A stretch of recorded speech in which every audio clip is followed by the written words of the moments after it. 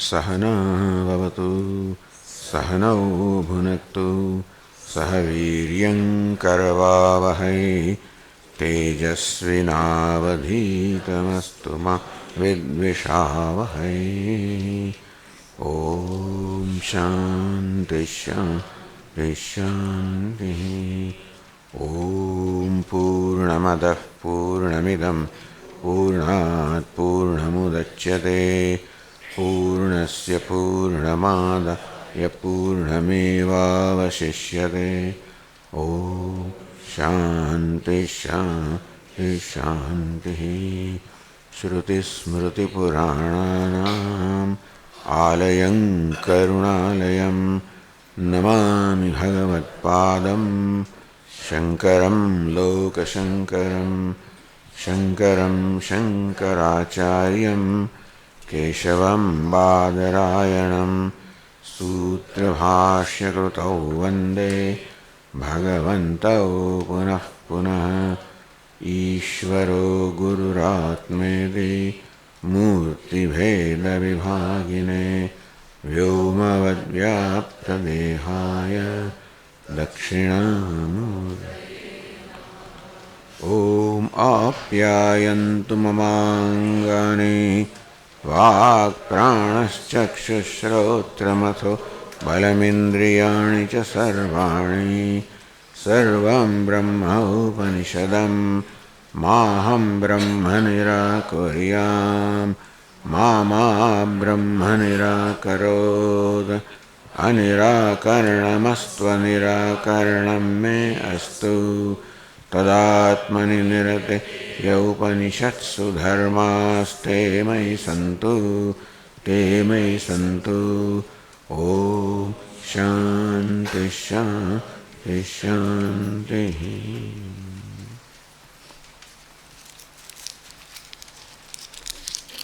Next two mantras are supposed to be in your cell phone.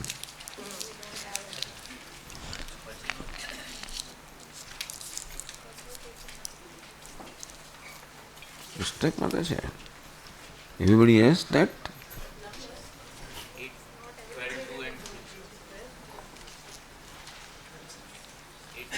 8, 12, 2. 8, 12, 1 we did. No, but it's not in this one. Avu and Chapina, okay, all right. Okay. That is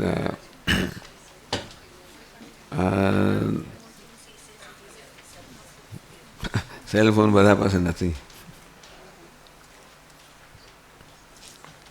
અશરીરઃ વાયુઃ અભ્રમ વિદ્યુત स्तनयित्नुः अशरीराणि एव अशरीराणि एतानि तद्यथा एतानि अमुष्मात् आकाशात् समुत्थाय परं ज्योतिः उपसम्पद्य स्वेन रूपेण अभिनिष्पद्यन्ते.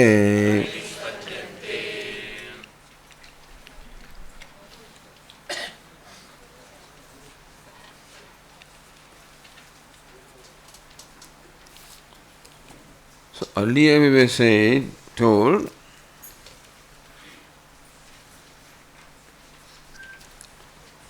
Atto vai sasharirah priya priyabhyam. How sasharirah, one who is identified with the body, one who has become one with the body, meaning one who cannot be distinguished from the body. What is meant by Atma, the self or consciousness, identified with the body, meaning that I take myself to a body. Therefore, there is no distinction between I and body. Therefore, the Atma, as though has become the body, has become indistinguishable from the body. Now the Shruti has to teach us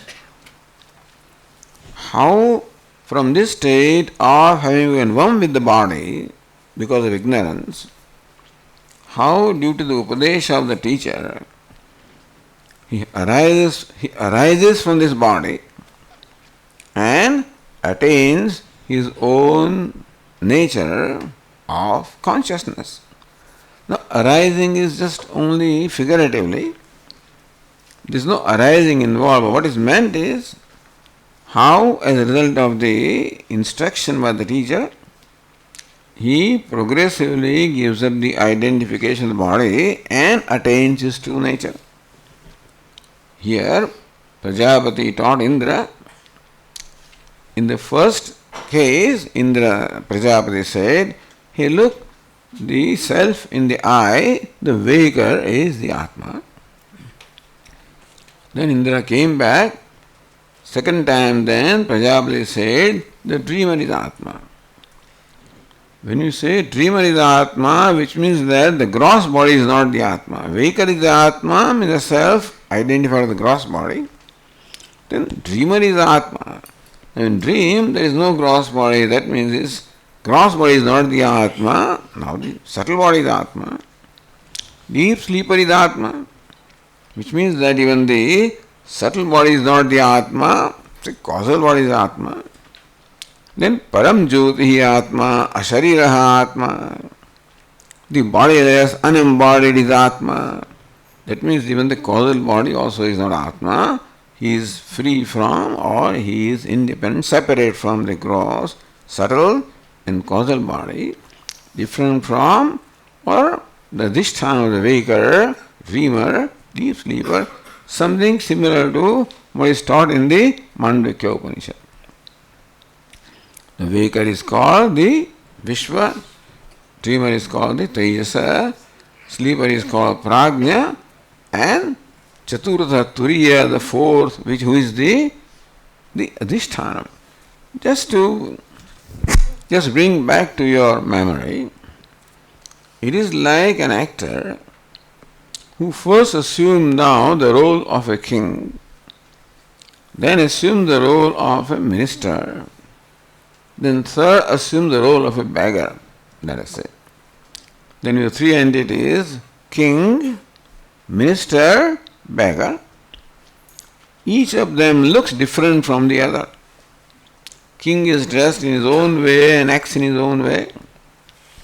Minister is dressed in his own way, acts in his own way. The beggar is dressed according to a beggar and acts as a beggar.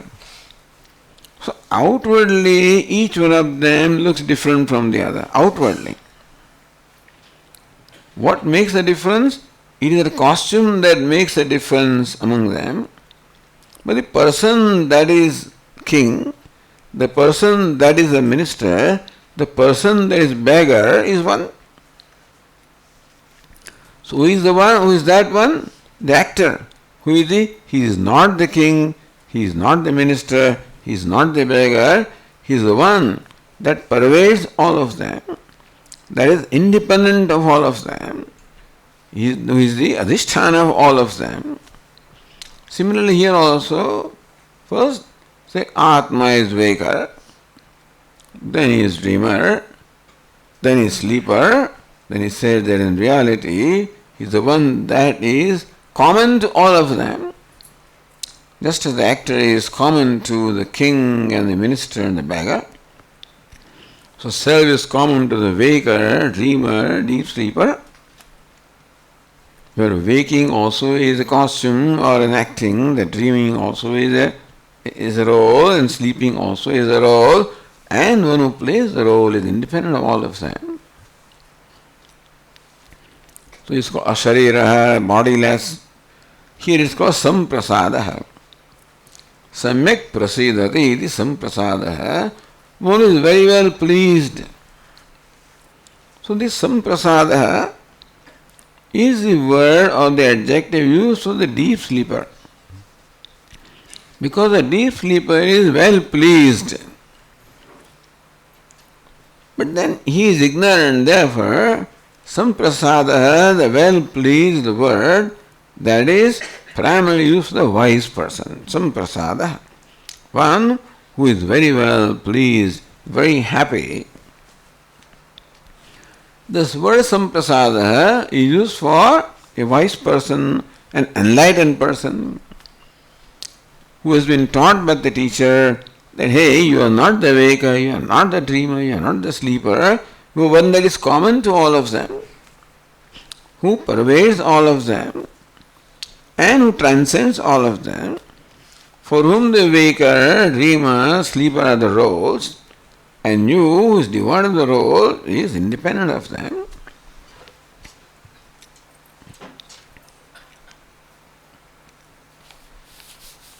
So now, this Atma, who because of ignorance has identified with the body, by that we mean the body-mind, the gross subtle body.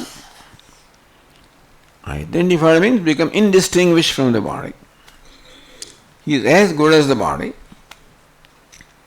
How he slowly rises from this state of ignorance, attains the state of enlightenment, and recognize himself as the samprasadaha, as the wise person, as a happy person, because we say in the morning that Ananda is the nature of Atma.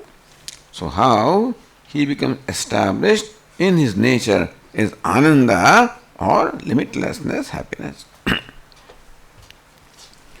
So Upanishad has its own interesting and unique ways of explaining this phenomena as to how he who is indistinguished from the body becomes distinguished.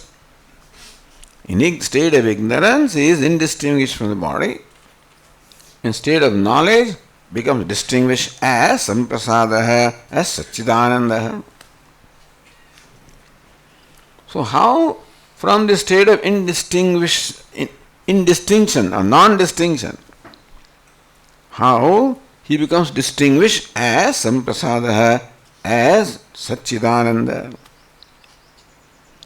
So, to explain that, in the mantra that we just read, Shruti gives an illustration as to how, from the state of indistinction, then the entities attain state of distinction. So, here is a description of what we see in nature, that before the monsoon season, all we see is the sky, the space or sky. And then as the monsoon season comes, slowly and slowly then you find the clouds appearing,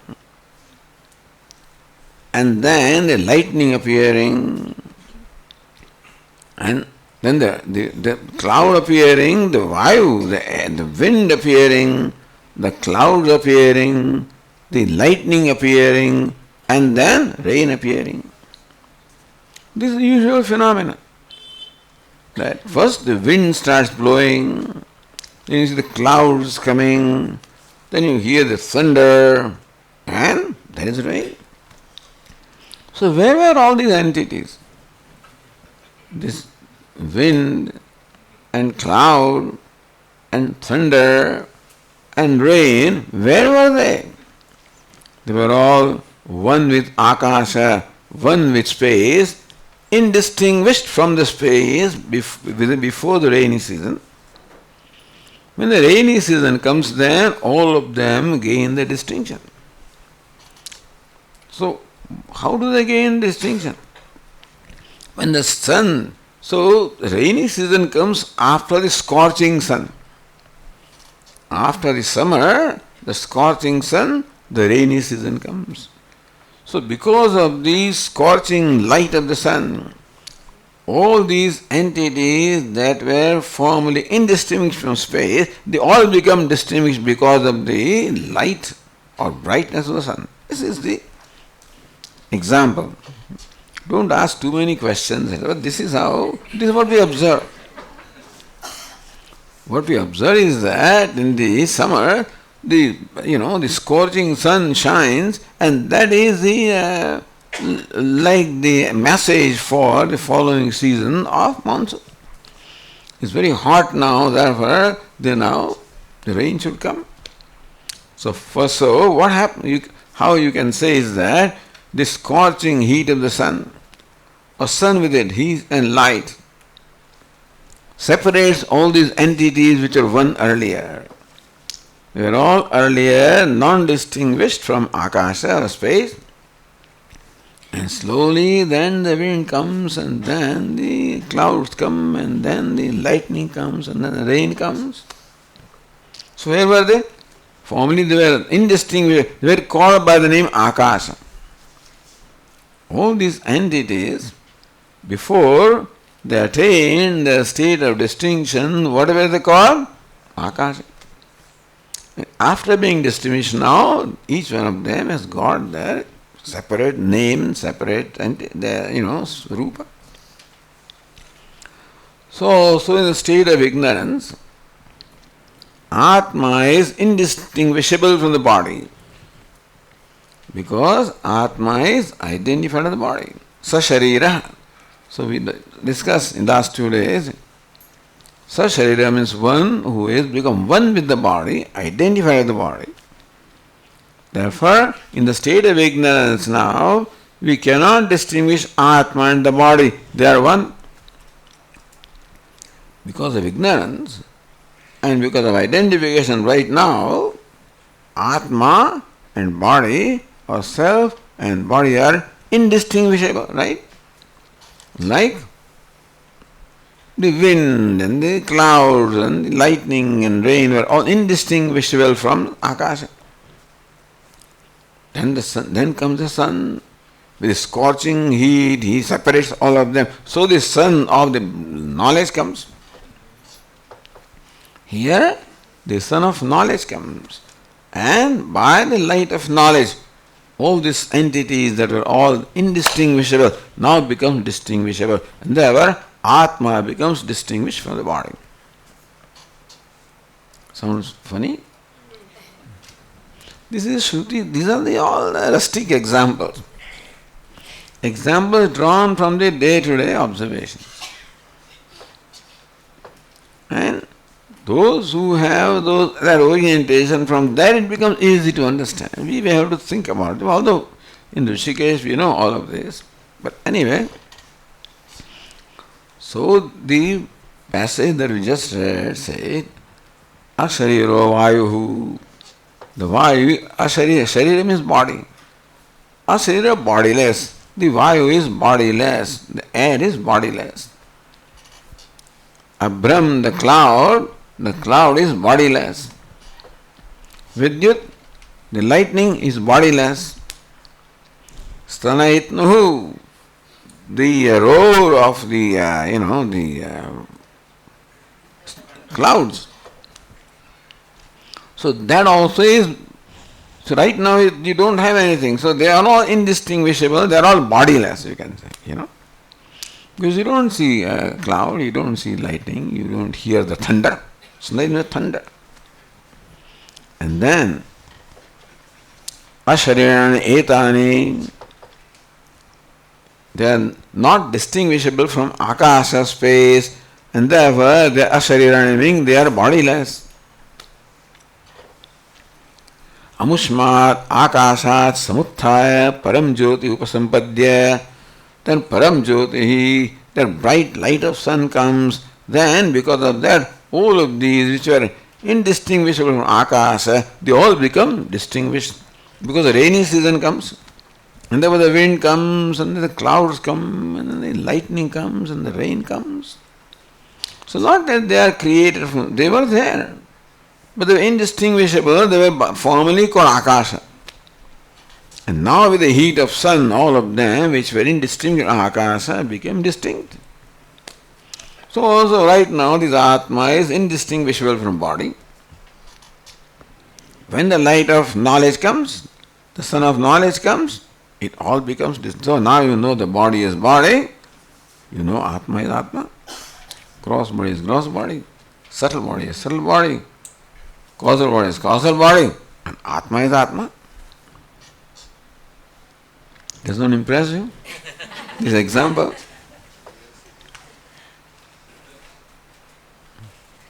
Nobody seems to be excited.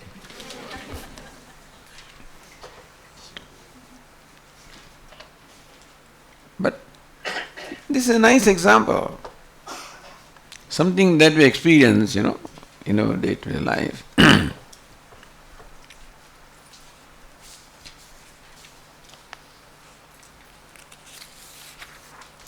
Then we go to the next passage, which also you will see in your cell phone or whatever, or repeat after me.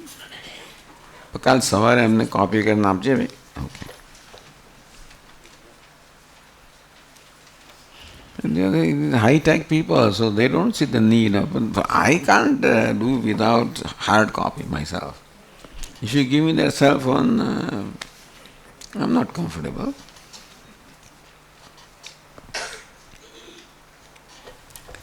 Okay, so please repeat. Evameva eshaha samprasadaha asmat sharirat samuttaya param jyotihi upasampadya svena rupena abhinishpadyate saha उत्तम पुरुषः सः तत्र पर्येति जक्षत क्रीडन् रममाणः स्त्रीभिर्वा यानैर्वा ज्ञातिभिर्वा न उपजनं स्मरन् इदं शरीरं स यथा प्रयोग्यः आचरणे युक्तः एवमेव अयम् अस्मिन् शरीरे प्राणो युक्तः. Evamev, in a manner similar to what we described, from state of indistinguishable to the state of distinction. Instead of ignorance, Atma is indistinguishable from the body. Evameva. So just as the Vayu, the clouds, the thunder, the rain, all of these become separated from Akasha on account of the heat of sun. In a manner similar to that, Esha Samprasadaha. The word Samprasada is very often used in this Upanishad. Prasada, prasannata. So, samyak prasidati iti samprasada. One who is well pleased is called samprasada. Now, the word samprasada is also used for the deep sleeper, because deep sleeper also is a pleased one. Not because of knowledge or anything, not that he has accomplished anything. But fortunately, in the state of deep sleep, all those things that can create anxieties, worries, conflicts, unhappiness, all of those things are absent. Even now also, our nature is samprasada, happiness. But in waking or dream, we do not experience that, because these factors such as dehoham, I am the body, I am sukhi, I am dukhi, the various notions that I am entertaining about myself right now, the question can be, Swamiji, if happiness, ananda, wholeness is our nature, how come we don't experience that? Waking state, we do experience that. Not that we do not experience that ananda. But at the same time, we experience other stuff also. These other fellows come in the way. What is it? Sukhiyaham, Dukhiyaham, Dehoham. I am the body, I am a human being, I am happy, I am unhappy. All these notions or complexes, they all manifest, and therefore this experience of myself being ananda is hidden, or so these entities do not allow me to experience my nature of happiness. I am experiencing now also. Because ananda is my swarupa, it is self-evident, therefore we cannot but experience ananda. But at the same time, we experience also that I am a human being and I am a doer, I am an experiencer, I am happy, I am unhappy, etc. And those things as though cover or veil that experience of I am Ananda. And in that place we experience only I am a karta, bhokta, sukhi, dukhi, I am a doer, enjoyer, happy, unhappy, father, son. Therefore, in the waking state, even though Ananda is our nature, we do not recognize it. Not that we don't experience it. Experiencing is one thing, recognizing is a different thing. Understand? Experience is not a problem in our life, recognition is the problem. And therefore, Puja always says, experience is dumb. You always have problem with experience, whatever the thing is. But anyway, meaning that experience is required, understand. What is meant by knowledge is understanding experience. You follow? That's called knowledge. Knowledge is understanding. If you know experience, what is knowledge? So something falls. An apple fell from the tree. That experience is there. As a result of the vichara and inquiry, it led to the understanding that there is this force called gravity. That experience led to understanding of this gravity, which is called knowledge. You understand this?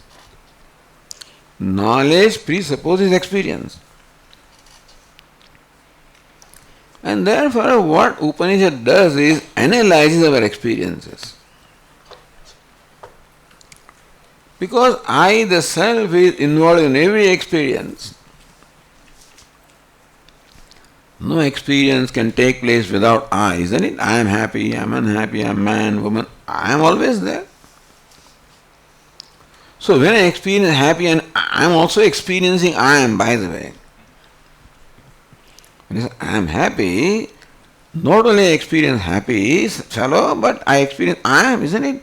So without experience of I cannot experience happy, unhappy, good, bad, indifferent, anything. A happy fellow takes so much of my attention that I am is not taken note of. You follow? Therefore, Upanishad draws our attention to understanding what we are experiencing. Understand that you are experiencing I am, and that I am is self-shining, self-revealing. And this happy and unhappy man, woman, they do not belong to I am, they belong to the object. I am is the subject. That is how the viveka or distinction is done. To help us understand and experience that I am body. But I am and body are not in the same locus, understand? Different locus. What's the locus of I am? Subject. What's the locus of body? Object. We lump them together and then conclude that I am the body. So that experience is just, Vedanta simply takes that experience and says it. Look, this reveals that the body is object and you are the subject. Anyway, so the point is that I am is always, that samprasada, I am always, the Ananda is always experienced by me. Because Ananda is my Swarupa. But in the waking and dream states, etc., because of ignorance, because I am identified with the body and the mind, therefore, various notions arising from that identification, they become so predominant that poor I am, which is Ananda, it remains unnoticed. You follow? They take over my attention. Sukhi and Dukhi and they become so predominant that I ignore the fact that I am. And therefore, the teacher says, look what the nature is, how the two entities which are different have become indistinguished. I am is one entity, Sharira is another entity. When I say Shariroham, I am the body, then by ignorance, they are as though they have become indistinguished. So Atma has become indistinguished from the body because of ignorance, because of identification. So distinguish them. So just as all these cloud and so forth were all indistinguished from the space, and because of the heat of the sun they become distinguished, so also in ignorance Atma is indistinguished from the body, and when the light of sun knowledge comes, they become distinguished. This is an example, a very rustic kind of example, a beautiful example, Evameva esha samprasada asmat sharirat samuthaya. In a manner similar to that, esha samprasada, this samprasada, this pleased one, the enlightened one, the Jivatma, Atma, the enlightened one. We are all samprasada. Only difference is the wise person knows and we do not know, that's all. Esha means this self-evident. Esha samprasada, this self-evident samprasada, the happy self, the pleased one. Remember Puja Swami saying that everybody loves the pleased self. Atmastu kamaya sarvam priyam bhavati. Everything is dear to me because what is dear? The pleased self is dear to me. That's samprasada. But that is my nature. So just in the state of ignorance, this samprasada is Atma, or Ananda Swarupa Atma, who because of ignorance was indistinguished from body. When the light of knowledge, when the sun light of, the sun of the nature of knowledge shines, then those indistinguishable now become distinguished. Asmat sharirat samuthaya, he arises from this body. Arising is not in action. It's a way of describing. Arising meaning that having given up the identification, the light of knowledge, just as Prajapati taught Indra. First Prajapati said to Indra, hey, you are a waker, Yakshini Purusha. Next time says, you are the dreamer.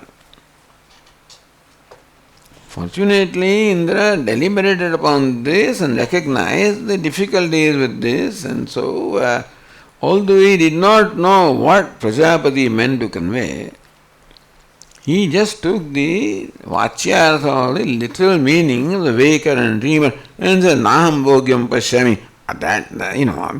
If this is Atma, I see no purpose. This is not Amrutam Abhayam Etad Brahma.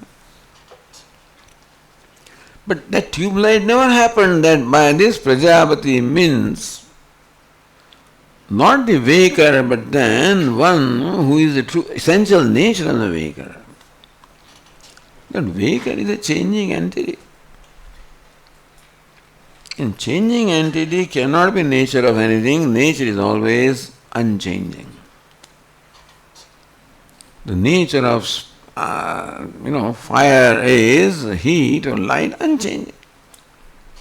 Nature of sun is brightness, unchanging.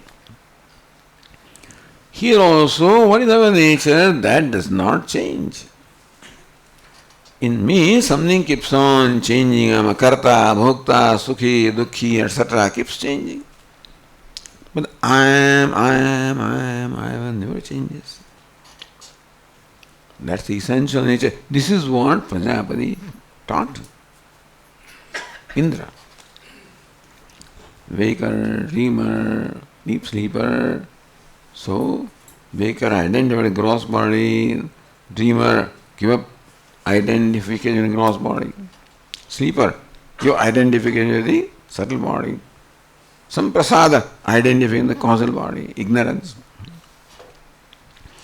Asmat sharirat samuthaya, thus arising from this body, meaning that distinguishing himself from the body by knowledge, not by physical process. In the example, there is a physical separation from Akasha, etc. That's just an example. Here is not a physical separation, but then separation as though by knowledge. Param Jyoti Upasampadya, he attains Param Jyoti. Jyoti here means a light. Here it means the light of consciousness. Param Jyoti, it means the limitless light of consciousness. Upasampadya, attaining that, becoming that. Svena Rupena, Avinishpadyate, he becomes established in his own essential nature.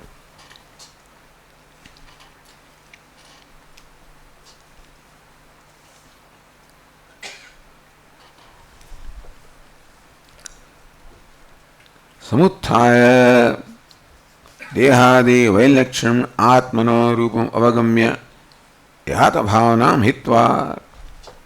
So far he thought that I am the body, not distinguished from the body. Then he realizes that no, I am not the body, and that is how Dehatmatam, giving up the identification of the body and recognizing his own true nature.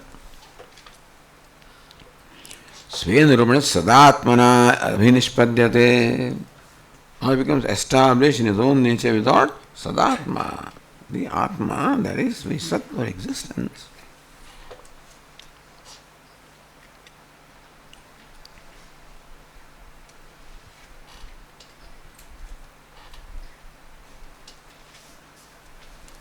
So Bhashyakara says that just as the rope becomes a snake, see, understand the rope snake example, by the way, or the part spade example. The Vedantin gives example of the part space. What is part space?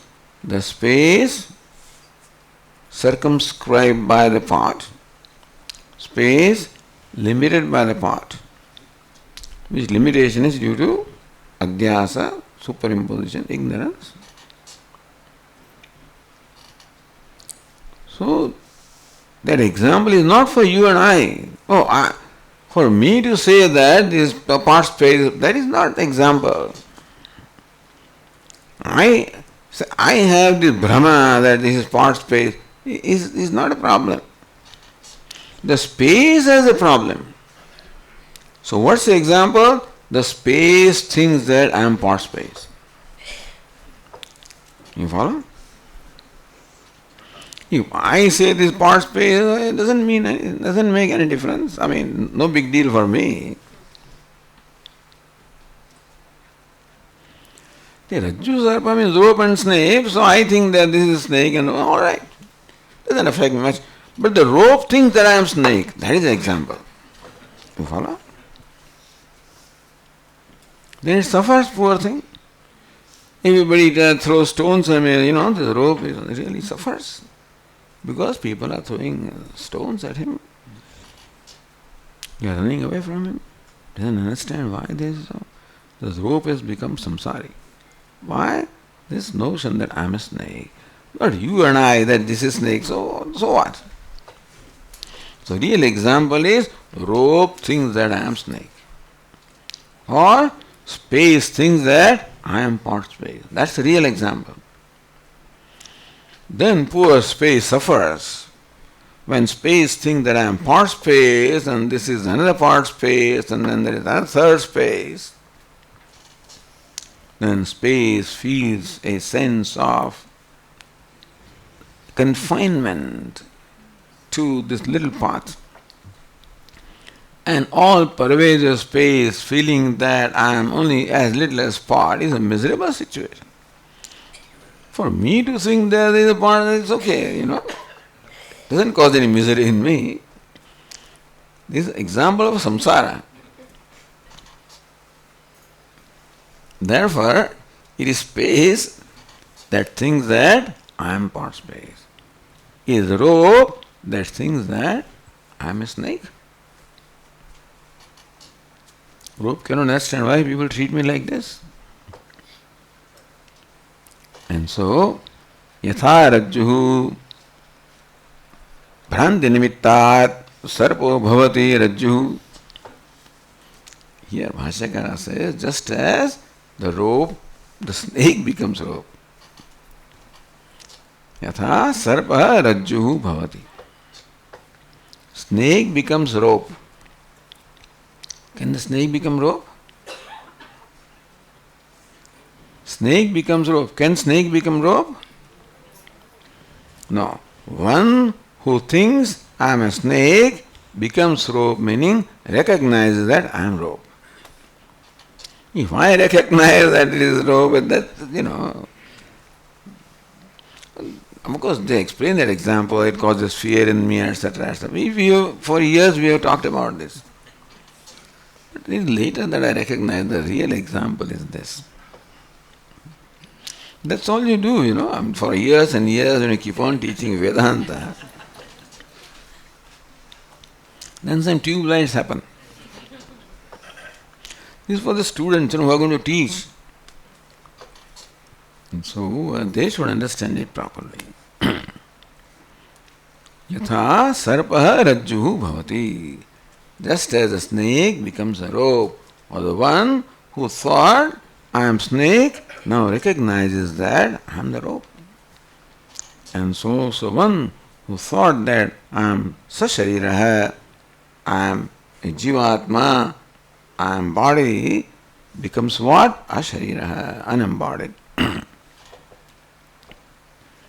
Paschat kruta prakasha rajvatmana siven rupana abhinishpadyate. See, this is a very interesting thing. Bhashyakara says,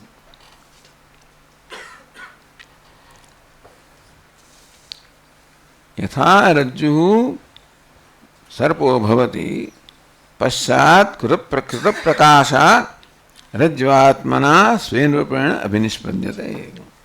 Rajju, by the way, is a word in feminine gender in Sanskrit. Therefore, the Rajju which thought that I am snake, kruta prakasha Rajju. When then the Rajju or the rope was now illumined, Rajvatmana Sven Rupena Abhinishpadyate, then that what thought that I was, the one that thought that I am snake, now attains its own nature as Rajju. Bhashyakara says that. So Rajjuhu Rajvatmana Sven Rupena Abhinishpadyate. So Kruta Prakasha Rajjuhu.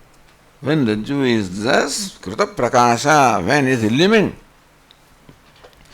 the Rajju sees, I am Rajju, I am not snake. So problem is for Rajju or rope to think that I am snake. Not for you and I. We may have some problem, that we may be a little scared here and there and then walk away from that. But for the rope to think that I am snake is a lifetime problem. Isn't it? For us it may be a temporary problem. But for the rope to think that I am snake is a lifetime problem. And unfortunately, rope doesn't have any light, so somebody has to bring the torchlight and throw it at show it at the rope and teach the rope, hey, look at who you are. Kruta prakasha rajjuhu. That rajju, the rope, which thus illumined now, sees, hey, I am rope. And here also, this one also has to be illumined. So teacher throws a light of knowledge at this individual and makes me see that I am not the sharira, I am not sasharira, I am asharira. My essential nature is bodiless, I am unembodied, I am. The unembodied means, not one who is departed from the body, etc. Unembodied means devoid of body, meaning that asharira, not limited by the body, who is limitless.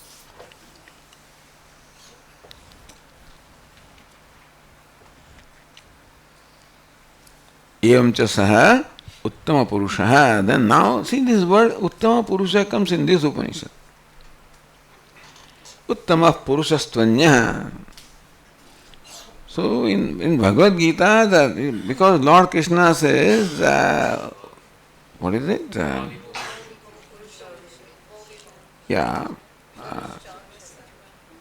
Jasmat ksharamatiitoham aksharaadapichottama atosmi loke vedecha prathitah purushottama. Lord Krishna says that because I am above your, beyond this kshara purusha, the mutable and also immutable cause or maya,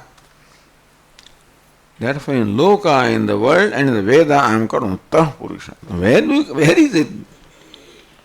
In Veda, it is hard to find that word, Atosmi loke vedecha prathitah purushottama. Therefore, in the Loka means in Loka Vyavahara, in day-to-day and among people. And Vedecha and Veda also, I am called Uttama Purusha. You have to search for the whole Veda, This is where it is. Uttama Purusha. It may be elsewhere, but then the Upanishads that we have studied, we haven't found Uttama Purusha anywhere. But this is where it is. Uttama Purusha. Uttamaschasau Purushasya iti Uttama Purusha. That's how Bhashyakara explains. Purushanam Uttama Purusha. Yasmat Sharamati Aksharaadapi Chottama Atosmi loke Vedesha Prathitah Purushottama. Because I am superior to the Kshara Purusha and also beyond the Kshara Purusha, therefore among these Purushas I am Uttama Purusha. But Uttama Purusha also explains Uttamaschasau Purusha. Because here that Kshara business is not there. Meaning that here the Upanishad is about Uttama Purusha. And therefore Uttamaschasau Purushasya Uttama Purushasya. That Uttama and Purusha. What is Uttama? So Akhandanji explains there, Uttama is a superlative degree. Uttara, Uttama. Comparative, Uttara. Means above. Uttara, more above. Uttama, most above. Uttara, Uttama. The Ut is what? Kshara Purusha. Uttara is what? Akshara Purusha. Uttama is what? Paramatma. Uttamaschasau Purushasya iti Uttama Purusha. Seva Uttama Purusha.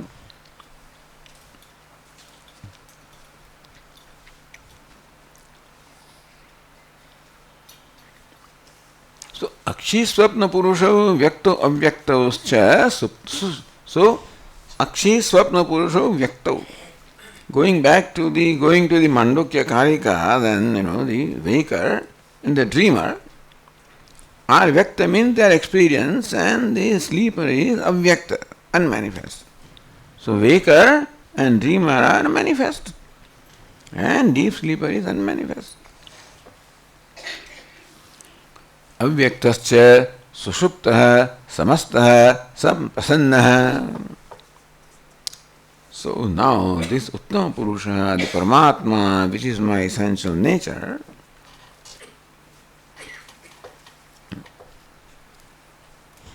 so why, now again Uttama Purusha, another explanation is given. There is Vyakta Purusha, Avyakta Purusha, Uttama Purusha. Vyakta Purusha, the waker and dreamer. Avyakta Purusha, the sleeper. Uttama Purusha, the Paramatma, who is the Adhisthana of all of them. Samastaha, who is complete because he has withdrawn himself completely and therefore totally devoid of any contact with the world. Samprasanna, completely pleased. Asharirascha Svena Rupena, who is unembodied by his own nature.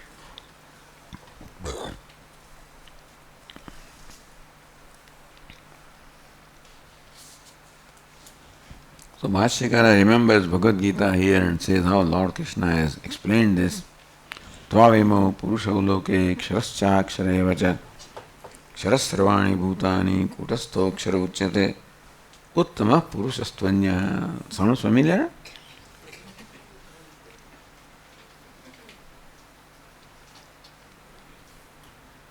So if you are listening to the chanting, but then we are busy with serving ourselves and finding our seat and stuff like that. So the chanting is going on. But the 15th chapter, which we are reciting before the meals, says this. Dvavimau Purusho Loke Ksharascha Ksharevacha. In this world, two Purushas are there. Kshara Purusha, meaning there are two expressions of Purusha or Paramatma. What is Ishvara? Ishvara's immediate expression that we experience is Kshara Purusha. All these changing, the Vinashi or the Nashvara, all that is subject to destruction or death. All that is mortal is also Paramatma. All names and forms that we experience also is Paramatma. Also the manifestation of Paramatma, Ksharah Purusha, the changing experience of Paramatma, the Ksharaha, that means changing all that which is mortal expression of Paramatma. Akshara Purusha, that which does, so Kshara means that which is mortal, subject to destruction, subject to death. Akshara not subject to death. Bhashyakara doesn't say that means Parama, it means the cause Maya. Akshara Purusha means the cause Maya. Ksharas sarvani bhutani kutastha akshara uchyate uttamah purushastvanya paramatma iti udahruta.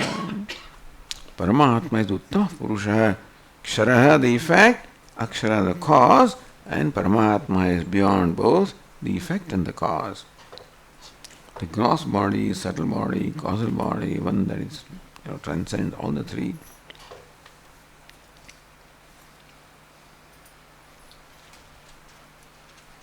Sa samprasadaha sveda rupena tatra svatmani swasthataya sarvatma udapariyeti.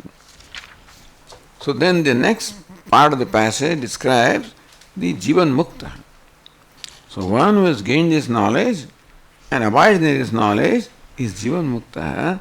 So in a very interesting manner, also in a unique manner, Jivan Mukta is described here. How? Jakshat Kridat Ramamanaha, laughing, sporting, enjoying with women and enjoying with the vehicles. So Stribirva, Yanirva, Jnatibirva, or with his friends and relatives.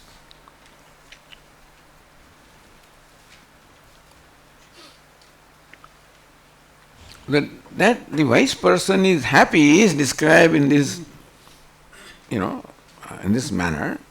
He is laughing and jakshat, kridat, ramana, sporting, reveling in himself with whatever it is around. So that is description of happiness. How do you describe that he is happy? In this Upanishad, that the wise person is happy is described this way. That doesn't mean that when we do this we become wise or something like that. But he's eating and laughing and sporting. So Swami, that's what we do anyway. But whether we do it or it happens like that, whether laughing is because of a cause or laughing is without the cause. We also laugh, but because there is a cause. Something nice has happened, something funny has happened, therefore I laugh. But if you laugh without reason, you can be crazy also. But a wise person laughs without a reason. The happiness which is welling up within his heart just manifests in this manner. Yes, Dakshinamurti only smiles.